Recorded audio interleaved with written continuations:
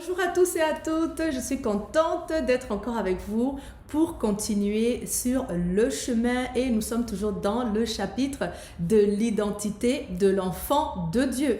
Alors déjà, toutes mes excuses parce que l'image est un peu brouillée, mais c'est le mieux que je peux faire en ce moment parce que je suis encore au travail et j'ai décidé de vous enregistrer cette capsule avec l'ordinateur plutôt que de vous faire patienter trop longtemps. Alors je déclare déjà que vraiment à travers cet enseignement, vous allez être grandi, vous allez être équipé, vous allez être fortifié. Amen. Vous savez, vous n'êtes pas n'importe qui et il est temps que vous en rendiez compte parce que moi, ce que je vois le plus, c'est des enfants de Dieu qui vivent en dessous de leurs privilèges.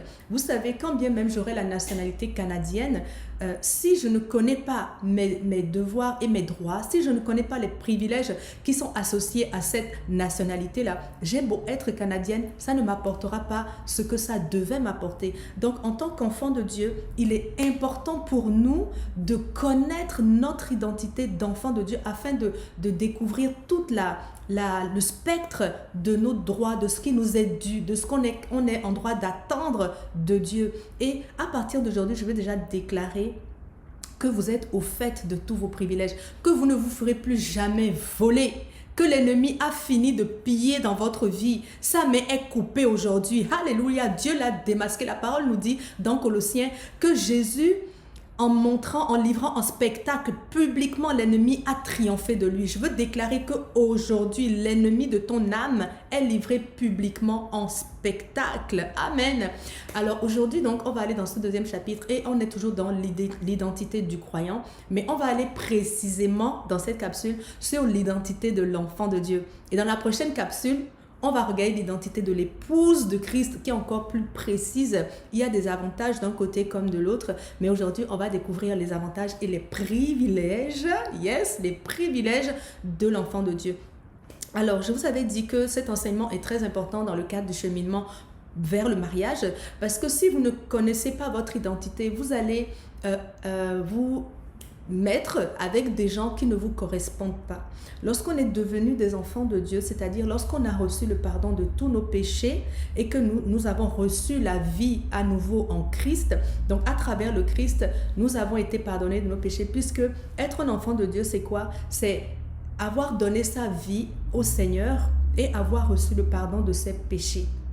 Okay, Dieu nous veut près de lui, mais pour s'approcher de Dieu, il faut être saint, il faut être pur. C'est le péché qui nous a éloignés de Dieu et le péché nous ayant dissociés de cette nature. Pour revenir dans cette nature, nous devons d'abord être pardonnés de notre péché afin que cet éloignement s'en aille et afin que la malédiction et la mort qui ont été causées par le péché puissent nous quitter. Mais lorsque nous avons donné notre vie à Dieu, et il a autorisé son fils Jésus à aller à la croix pour exécuter à notre place la malédiction. Parce que notre péché a causé la malédiction. Le salaire du péché, c'est la mort, c'est clair. Et comme tous ont péché, tous ont hérité de la malédiction. Vous voyez d'ailleurs que tous les humains qui sont sur la terre vont mourir à un moment donné. C'est bien le signe que tous ont péché. Okay? Sauf si on est enlevé au ciel, nous les croyants, avant la mort, ben, ce sera fait. Mais dans tous les cas, le péché a causé la malédiction et la mort. Et le pardon des péchés nous remet dans la vie et la vie éternelle. Vous comprenez? Dans la vie et la bénédiction. La bénédiction et la vie éternelle. Donc, à travers le Christ, nous sommes allés exécuter la sentence du péché, c'est-à-dire la mort spirituelle. Nous l'avons parfaitement exécuté à la croix avec le Christ et nous sommes donc revenus à la vie avec lui, ayant été pardonnés et lavés de tous nos péchés. Donc c'est la croix qui est l'instrument qui a exécuté la malédiction à notre place. La croix a exécuté la malédiction à ta place afin que tu sois blanchi, nettoyé. Tu as payé ton prix. Ta dette de péché a été payée par le Fils de Dieu à la croix à ta place et ce qui te dispose aujourd'hui à devenir à recevoir une nouvelle identité. Tu as l'identité du racheté, du pardonné, et lorsque tu es mort avec Christ et que tu es revenu à la vie en lui, tu es devenu un enfant de Dieu parce que le Christ est un enfant de Dieu et en Christ, nous recevons l'identité de l'enfant de Dieu. Regardons ce que la parole nous dit dans Jean 1, 12, 13, Jean 1, verset 12 et 13.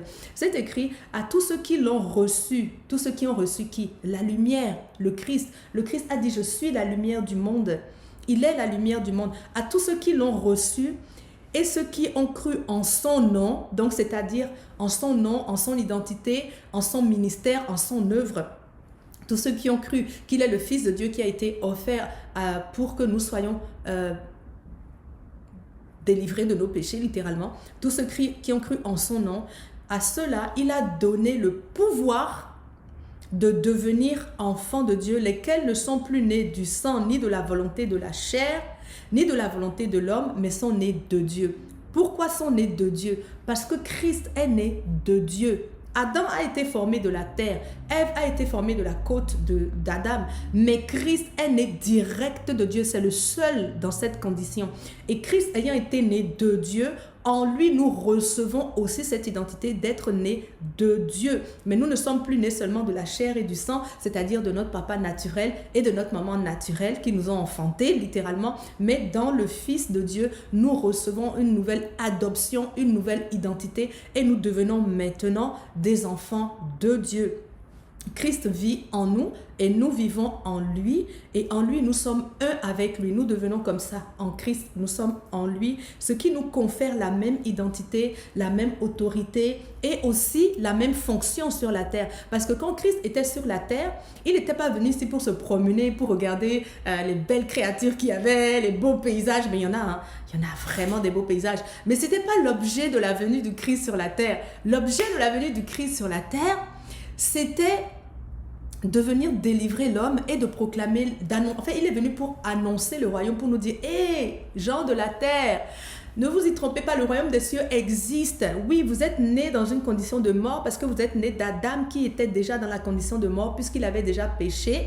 La condition de péché d'Adam vous a prédisposé, vous, ses descendants, à naître sur une terre qui a été contaminée par la malédiction. Mais attention, il n'y a pas que cette réalité. Il y a aussi un royaume qui existe, qui n'est pas de ce monde, qui s'appelle le royaume de la lumière, le royaume de Dieu. Et c'est ça que le Christ est venu nous révéler. C'est ça qu'il est venu nous annoncer. Et en nous annonçant cette réalité, il nous a aussi donné le pouvoir de l'acquérir et d'être transféré d'un royaume à un autre, si nous le souhaitons. Parce que selon Éphésiens 2:8, je pense, c'est seulement par la grâce que nous sommes sauvés, par le moyen de la foi. La foi, c'est accessible à tout le monde. C'est pas les œuvres. C'est pas parce que toi tu restes à la maison, tu sors pas, tu pêches pas, tu mens pas, tu voles pas, tu fais rien. C'est pas à cause de ça que tu es sauvé. Tu es sauvé parce que tu as cru que le messager, le Christ est venu pour pouvoir exécuter ta mort à ta place. Donc, il t'a sauvé de la mort éternelle. C'est ça que ça veut dire être sauvé. Donc, c'est le Christ qui nous a sauvés. Amen. Donc, comme tu as cru en cela, le Seigneur t'a donné donc l'autorisation de devenir maintenant comme lui, puisque il est allé exécuter à la croix ton péché. Il te donne maintenant l'accès à la vie abondante, le royaume qu'il a créé et dans lequel lui, il vit. Parce qu'en lui, tu peux vivre dans ce royaume-là. D'accord? Donc, il y a deux royaumes et l'appartenance à Christ nous a transféré littéralement du royaume des ténèbres au royaume de la lumière. Donc, déjà, on a changé de nationalité. Ça, c'est l'extérieur. On a changé de nationalité quand on devient un enfant de Dieu. Si tu t'en vas épouser quelqu'un d'un pays lointain, tu viens de te créer des problèmes. Il est mieux pour toi de rester dans ta contrée. Je parle du mariage, pourquoi? Parce que toute cette série, c'est dans le cadre du mariage qu'on est en train de l'établir. On traverse, on a emprunté un chemin ensemble. Donc, qu'est-ce que ça peut vouloir dire pour nous qui sommes des enfants de Dieu, qui sommes célibataires en voie de mariage, bien sûr, puisque Dieu l'a promis. Ça veut dire pour nous que nous devons nous marier dans la nationalité là où nous sommes, dans la nation là où nous sommes, pas à Kamtchatka ou bien de l'autre côté là. C'est là où nous sommes que nous devons rencontrer cette personne-là parce que cette personne est elle aussi issue de Dieu. Pourquoi c'est important de comprendre ça? Parce que nous sommes devenus une nouvelle créature en Christ. Vous savez, exister spirituellement, nous ne le savions, nous ne le pouvions pas avant parce que nous étions morts à cause de nos péchés. Notre esprit aussi était mort sans Dieu. Mais le fait que nous ayons été pardonnés, notre esprit s'est réveillé. Avant, nous étions un gant sans aucune, inanimé en fait, un gant sans aucune fonction. Mais aujourd'hui que l'esprit de Dieu est en nous, et il nous a donné la capacité de vivre et de devenir enfants de Dieu, ça veut dire que nous sommes en progression, en maturation. Il y a quelque chose, un processus qui est engagé, qui est enclenché et nous sommes en pleine mutation. Constamment. Nous ne sommes plus les mêmes qu'hier là. Avant, nous étions le fruit de la chair, comme c'est écrit ici. Nous ne sommes plus nés du sang et de la chair. La chair, c'est tout ce qui concerne le monde et ses conseils, ses valeurs, ses vérités, ses lois. Non, nous avons quitté cette condition-là. Maintenant, nous sommes dans une nouvelle condition, dans un nouveau royaume qui, lui, est spirituel. Et à partir de maintenant, nous avons reçu donc un esprit pour pouvoir exister et naviguer dans ce nouveau royaume. Ce qui fait que nous devons nous-mêmes explorer cette nouvelle nature, explorer cette nouvelle identité afin de la vivre pleinement. Et c'est ce qu'on est en train de faire à travers ces capsules, d'accord? Mais si tu es d'une nouvelle espèce aujourd'hui, c'est-à-dire un être humain réveillé, un être humain destiné à la vie éternelle, à la vie abondante, à la vie qui n'a plus de fin et à la vie qui est profonde, est de l'intérieur vers l'extérieur. Tu es conditionné à la bénédiction parce qu'il n'y a plus de malédiction sur ta vie. Étant donné que le péché a été exécuté, plutôt les conséquences du péché ont été exécutées à ta place, toi tu n'as plus de conséquences à payer. La conséquence du péché, c'est la malédiction. La malédiction comprend quoi? Je dirais le célibat chronique par exemple, parce que c'est pas la volonté de Dieu. Dieu les bénit et dit soyez féconds, multipliez-vous, ok? Donc par exemple ça, ou la maladie, la pauvreté, comment dirais-je d'autre, toutes les malédictions, vous allez les trouver dans Deutéronome 28 à partir du verset 14 jusqu'à la fin. Si vous voulez voir un peu ce que c'est, moi j'aime pas trop les lire parce que c'est pas un truc qui m'intéresse, c'est ce que j'étais avant.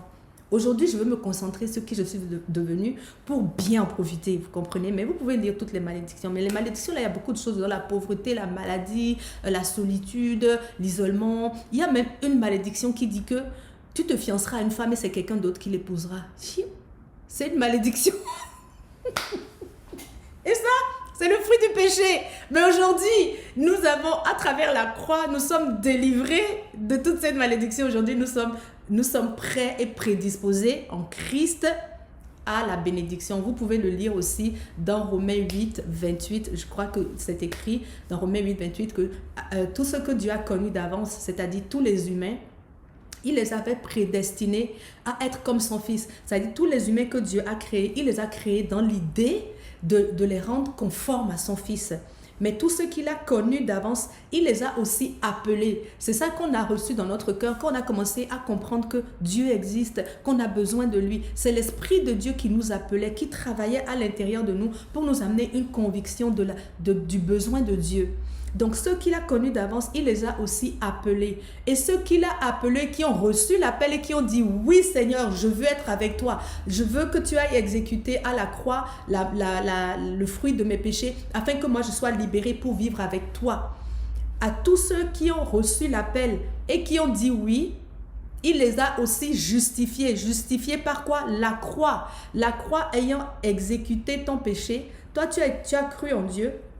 Tu as reçu l'appel, tu as dit oui. Quand tu as dit oui, la croix a exécuté à ta place la conséquence de ton péché et ceux qui ont été ainsi justifiés, ils sont maintenant prêts à être glorifiés parce qu'ils ont été prédestinés à la gloire du Fils de Dieu, lequel est le premier-né d'entre ses fils. Vous comprenez ce que ça veut dire? Quand vous lisez Romains 8, 28, là, je crois bien que c'est Romains 8, 28, ma Bible est de l'autre côté.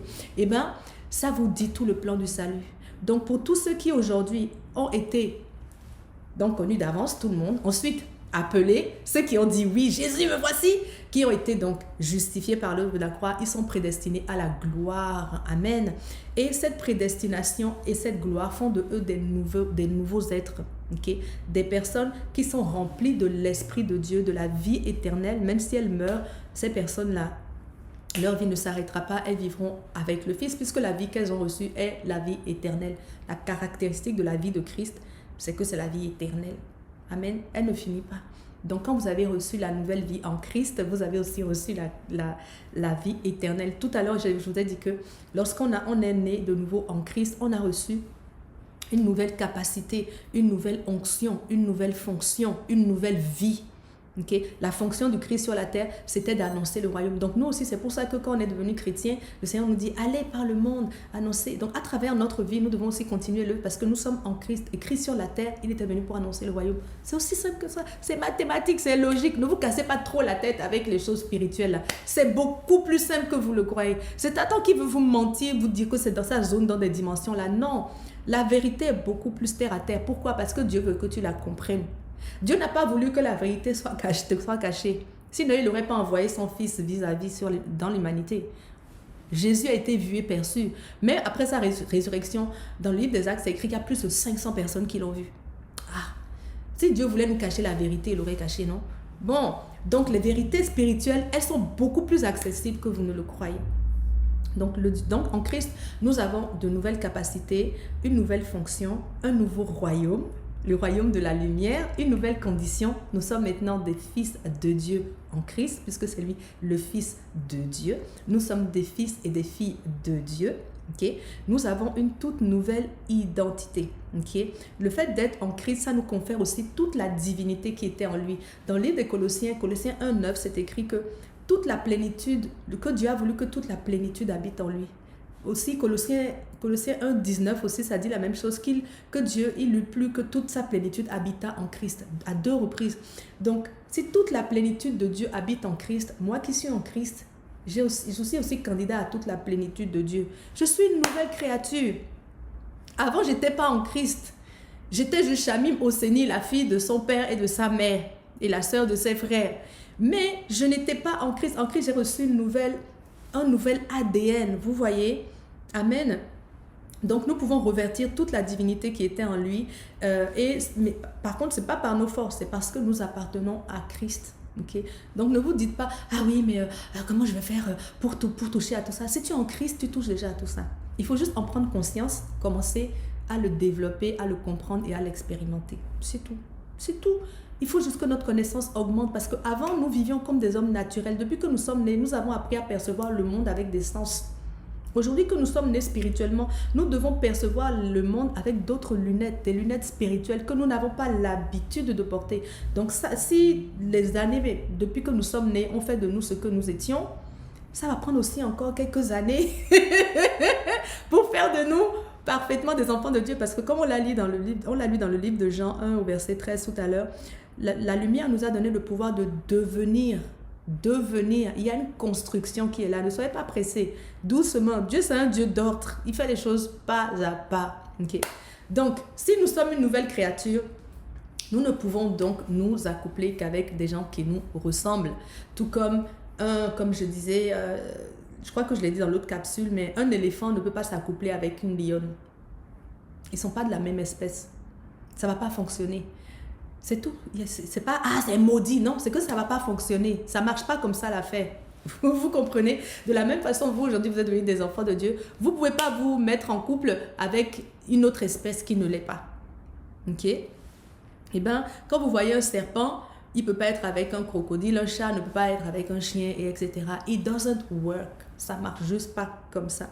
Mais aujourd'hui, nous devons prendre l'entièreté, l'intégralité de notre nouvelle identité. Ça va nous permettre de comprendre pourquoi est-ce qu'on ne peut pas s'attacher à un non-croyant qui est complètement d'une autre espèce. Anyway, ça ne marchera pas. Vous savez, il y a un monsieur qui disait que est-ce qu'un poisson et un oiseau peuvent tomber en amour? Oui, un poisson et un oiseau peuvent tomber en amour, ils peuvent tomber amoureux. Mais où est-ce qu'ils vont vivre? Ils vont vivre où? Dans l'air ou bien sous la mer? Il y en a forcément un qui va mourir. Et à tous les coups, c'est le chrétien. Je vous le dis, je n'ai pas besoin d'être prophète. La parole est vraie. À tous les coups, c'est l'enfant de Dieu qui se refroidit au contact du péché. Ne croyez pas que c'est l'inverse. Ah oui, je vais le convertir. Ce n'est pas nous qui convertissons les gens, c'est l'Esprit de Dieu. Nous, la seule capacité que nous avons, c'est d'exécuter ce que le Jésus nous a dit. Aimer notre Dieu de tout notre cœur, de toutes nos pensées, de toutes nos forces et aimer notre prochain. Ça, c'est en notre pouvoir. Le reste, ça appartient à Dieu.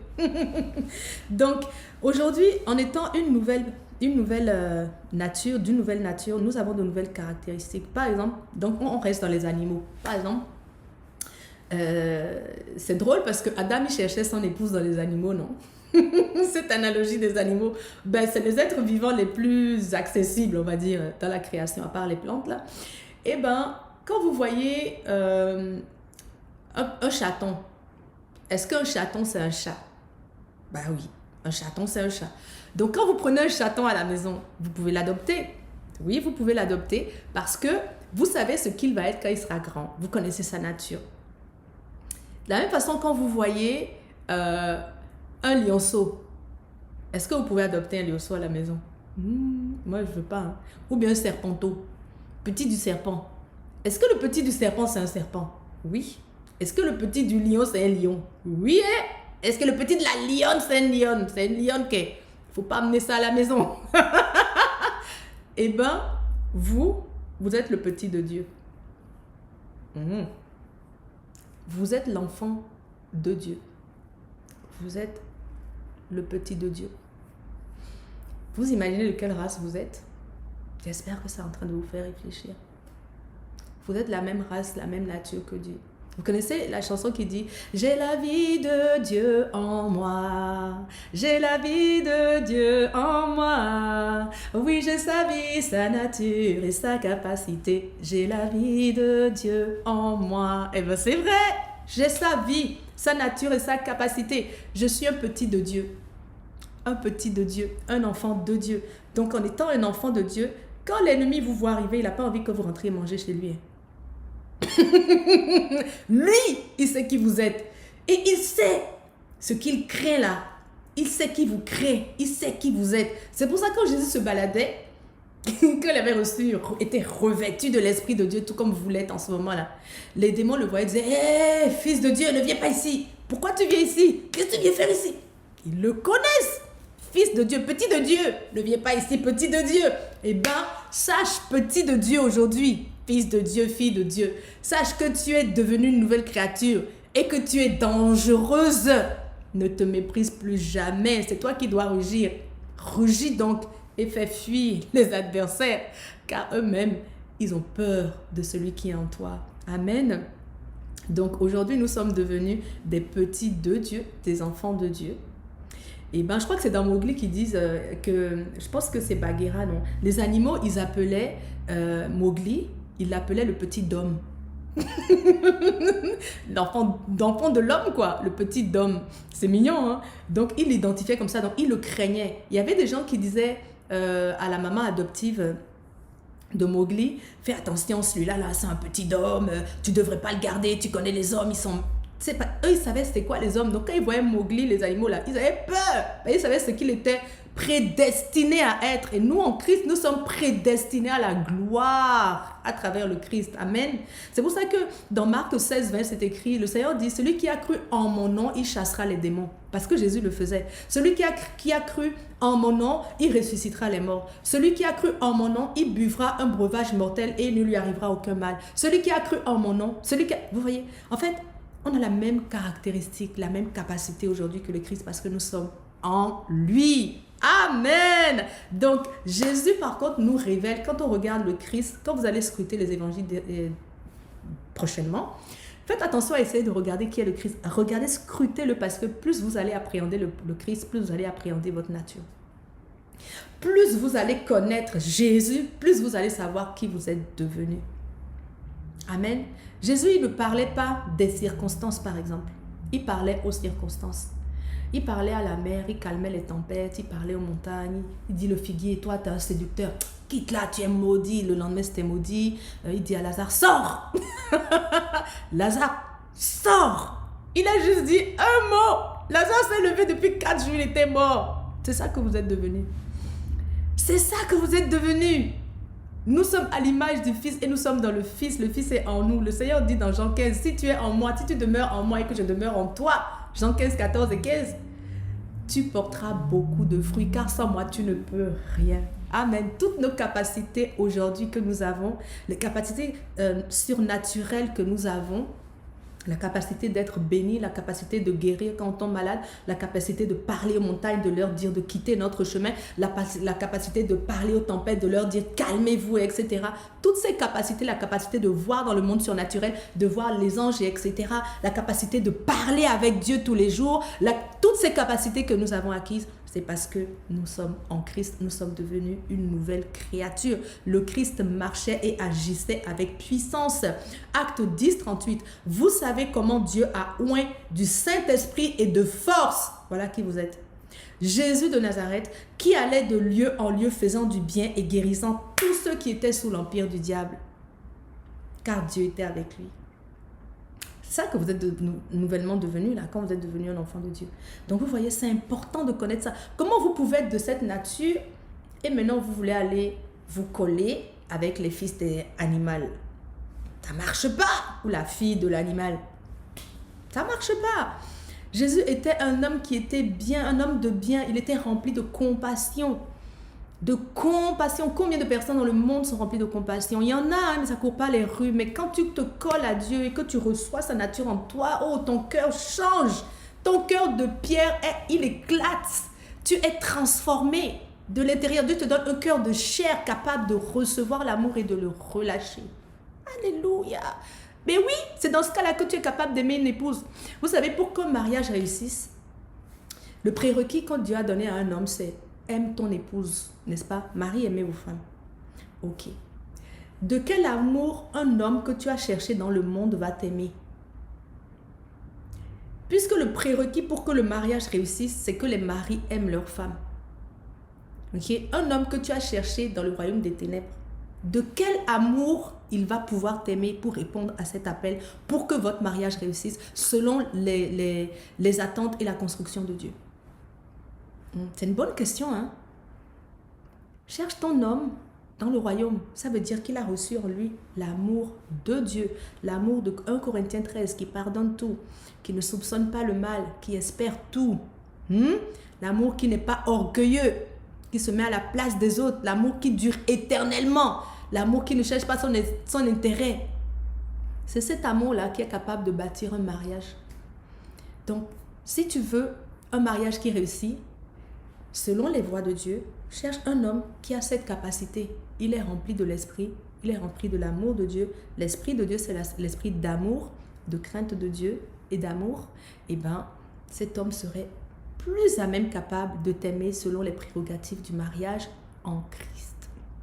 C'est un petit exemple. Donc, si tu vas chercher quelqu'un d'autre, s'il n'a pas reçu cet amour-là, vous savez, la plupart d'entre nous, quand on n'était pas en Christ, on a appris à aimer par nos parents, nos grands-parents. Les premières personnes qui nous ont accueillis sur la planète, c'est eux qui nous ont appris à aimer. L'enfant, il naît en fait comme une page blanche.